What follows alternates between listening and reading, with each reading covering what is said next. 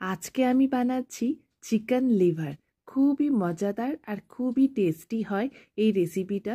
তো একবার হলেও এই রেসিপিটা কিন্তু বানিয়েও খুব সুন্দর লাগে, ভাত বা রুটি সব কিছুর সাথেই দারুণভাবে চলে।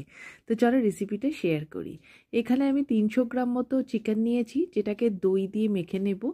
আর কাশ্মীরি লঙ্কার গুঁড়ো নিয়েছি 1.5 চামচ মতো, জিরে গুঁড়ো নিয়েছি, একটু ধনে গুঁড়ো নিয়েছি মানে 1 চামচ করে, আর একটু গরম মশলা। এবার একটু লেবু দিয়ে এটাকে ম্যারিনেট করে রেখে দেব। আর এবারে কিছু পেস্ট বানাবো। বড় মাপের একটা পেঁয়াজ, আদা, রসুন নিয়েছি 7-8টা মতো, লঙ্কা নেব।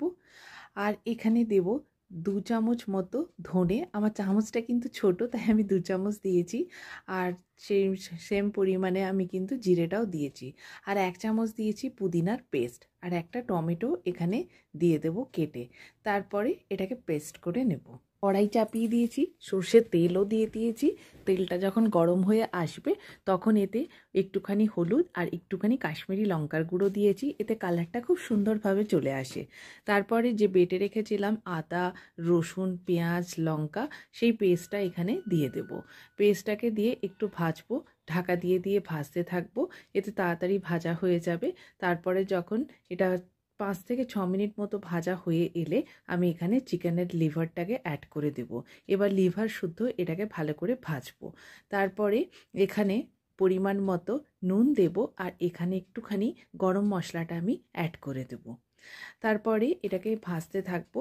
চাইলে ঢাকা দিয়ে দিয়েও ভাজতে পারো, আমি ঢাকা দিয়ে দিয়ে ভেজে নিয়েছিলাম। তারপর যখন এটা ভাজা হয়ে আসবে, মানে আরও তোমার 7 থেকে 8 মিনিট মতো, এবারে জলটা অ্যাড করে দেব। তারপরে ঢাকা দিয়ে লো টু মিডিয়াম আঁচে সেদ্ধ করে নেব। চিকেন লিভার রান্না হতে কিন্তু খুব বেশি সময় লাগে না। তো এইভাবে রান্না হয়ে যাবে দেখবে কিছুক্ষণের মধ্যেই। তো তারপরে এটা ফুটে উঠলে নামিয়ে নেব। ব্যাস, রেডি হয়ে গেল আমার চিকেন লিভার।